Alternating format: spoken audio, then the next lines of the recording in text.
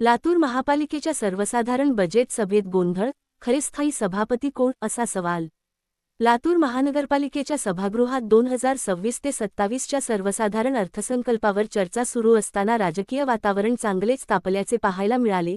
या बैठकीदरम्यान माजी महापौर दीपक सुळ यांनी विविध विकासकामे, निधी वाटप आणि प्रशासनाच्या कार्यपद्धतीवरून स्थायी सभापती सचिन बंडापल्ले यांना थेट प्रश्न विचारले. मात्र या प्रश्नांना उत्तर देताना अपेक्षित चित्र दिसून आले नाही. स्थायी सभापती सचिन बंडापल्ले यांनी स्वतः उत्तर देण्याऐवजी काँग्रेसचे माजी सभापती आणि सध्या भाजपचे नगरसेवक रविशंकर जाधव यांनीच पुढे येत उत्तरे दिली. या प्रकारामुळे सभागृहात काही काळ गोंधळाचे वातावरण निर्माण झाले. अनेक सदस्यांमध्ये कुजबूज सुरू झाली, तर उपस्थित अधिकारी आणि पत्रकारांमध्येही याबाबत चर्चा रंगली. स्थायी सभापती नेमके कोण असा सवाल यावेळी उपस्थित झाला. सभापतींच्या अधिकृत भूमिकेत असताना दुसऱ्याच नगरसेवकाकडून उत्तरे दिली जात असल्याने सभागृहाच्या कामकाजाच्या पद्धतीवर प्रश्नचिन्ह निर्माण झाले आहे. काही सदस्यांनी या प्रकारावर नाराजी व्यक्त केल्याचीही माहिती समोर येत आहे. प्रशासनिक शिस्त, जबाबदारी आणि अधिकार याबाबत स्पष्टता नसल्याचे चित्र या घटनेतून दिसून आले.